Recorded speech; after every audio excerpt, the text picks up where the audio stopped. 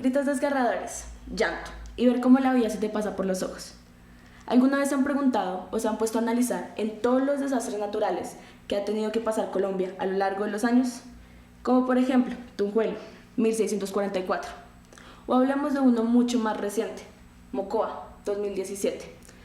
Esta fecha a muchos nos traerá recuerdos bastante desgarradores, como en las noticias pasaban personas gritando. Muchos estarán preguntando qué fue lo que pasó. Bueno, puntualmente ocurrió una avalancha, la cual acabó con la vida de más de 400 personas. Ahora bien, hablemos del peor desastre que ha tenido que sufrir Colombia, Armero. Lo que sucedió fue que uno de los volcanes hizo erupción y esto provocó una avalancha, destrozando a todo el pueblo de Armero, lo cual fue terrible. Saliéndonos un poco de nuestro contexto, hablemos un poco de Chile. Sus reacciones al pasar un terremoto de 7.2 es completamente normal, son muy tranquilos. Y hablando también de Japón, podemos ver que tienen una reacción de esta misma naturaleza hacia un terremoto de 9.2. Refiriéndonos un poco a Colombia, su reacción es completamente diferente. Supremamente podemos ver cómo las personas entran en crisis a un terremoto de 6.0. Pero, ¿por qué? Así no lo crean, esto tiene una explicación sumamente fácil. Lo que es Chile, por la localización, están acostumbrados a que los terremotos sucedan, lo cual para ellos es prácticamente algo del día al día. Y si hablamos de Japón, su cultura como tal está acostumbrada a mantener la calma en situaciones de riesgo como desastres naturales. Sin embargo, cuando hablamos de un nivel laboral o institucional, podemos ver cómo hay una especie de presión. Y bueno, nunca hay calma en esto. Entonces, como tal, estos no tienen la calma. Si hablamos ya de algo lo que nos está ocurriendo hoy en día a todos. Año 2020, coronavirus, COVID-19. Todos por estas fechas hemos pasado momentos terribles. Pobreza, deudas. Tenemos que acoplarnos a una vida la cual, como tal, no era nuestra. Pero ¿qué fue lo que pasó y cómo pudimos evitarlo? Bueno, llegó un virus aquí, a Colombia, cuando muchas personas nos dijeron que jamás iba a llegar. ¿Qué hubiera pasado si hubiéramos pensado en el bien común? Si hubiéramos pensado en el resto y hubiéramos querido ayudar.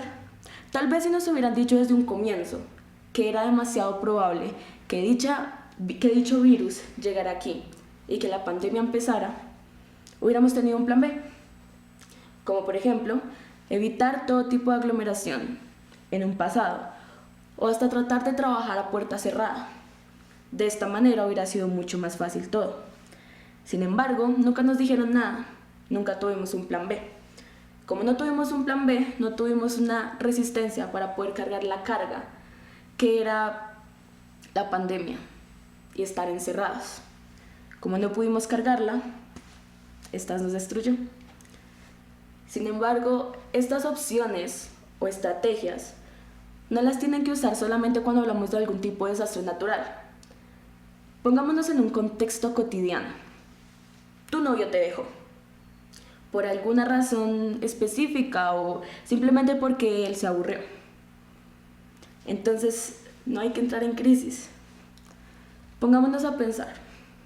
Si yo entro en crisis como tal, es muy posible que mis familiares también entren, ya que somos humanos. Mi mamá, mi papá, mi primo, mi hermano. Aquel que se preocupe tanto por mí también se va a estresar, también se va a poner mal. ¿Por qué poner mal al resto? También podemos tener en cuenta un plan B. Bueno, mi novio me terminó, ¿verdad? Pero ahora puedo hacer aquellas cosas que antes no hacía, porque no tenía tiempo. Estudiar algo nuevo, practicar algún deporte extremo.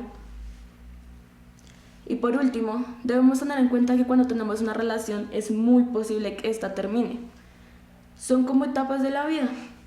Así que si lo tenemos en cuenta, tendremos esta resistencia. Y cuando llegue a pasar lo peor, que en este caso sería que tu novio te termine, tendrás toda la determinación y podrás superarlo, es decir, podrás con esta carga. En pocas palabras, estas tres son completamente proporcionales. Sin una, no puedes hacer la otra. Quiero contarles un relato. Un día, una familia de plebeyos decidió emprender un viaje a Egipto, en un hotel divino y sumamente grande.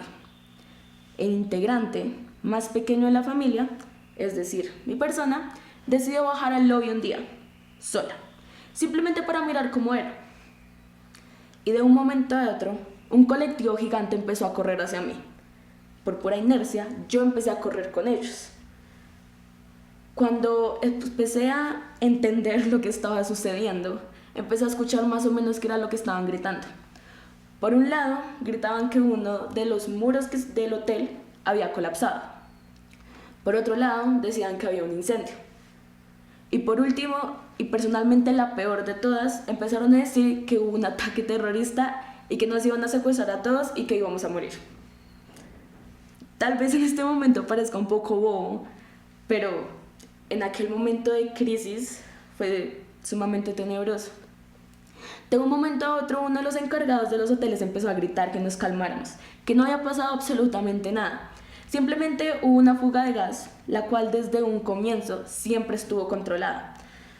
Es decir que todo, y literalmente todo, fue histeria colectiva. Retomando los pasos, estrategias que les di anteriormente, ¿qué pudimos haber hecho? Bueno, la culpa tampoco es solo nuestra.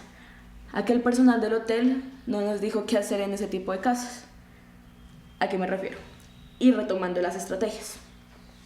Si en un momento, al comienzo, cuando nosotros llegamos, cuando la población llegó, o se hubieran hecho alguna reunión diciéndonos dónde debíamos reunirnos si pasaba algo, tal vez tendríamos un plan B. Si tenemos un plan B y sabemos qué hacer en aquel momento de desesperación, en ese orden, podríamos tener una resistencia. Y hubiéramos soportado o hubiéramos sabido qué hacer. Pero como desde un comienzo no se pensó en el bien común, pues simplemente quedamos en la crisis. Como lo dije anteriormente, estas estrategias no solo las podemos usar cuando es algo o alguna situación de sumo riesgo. Las podemos usar en la cotidianidad. Si pierdes algún examen, peleas con tu familia, pierdes a tu novio, pierdes un año. En cualquier momento las podemos usar y es sumamente necesario. Yo creo que a veces la respuesta total no está en el yoga. Porque sí, esta te da una tranquilidad, pero yo creo que esta es momentánea. Una que simplemente te la da cuando la estás haciendo o te da algunas bases. Y te vende un mundo o algo que tú puedes hacer perfecto, lo cual no es así.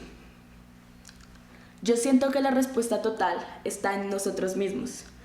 Nuestro mundo, nuestro contexto, nuestro trabajo siempre va a ser sumamente agitado, siempre va a traer cosas terribles, pero no debemos dejarnos apagar por eso. Debemos buscar las soluciones, las estrategias, las cuales están en nosotros y estar tranquilos en nuestra propia intranquilidad. Gracias.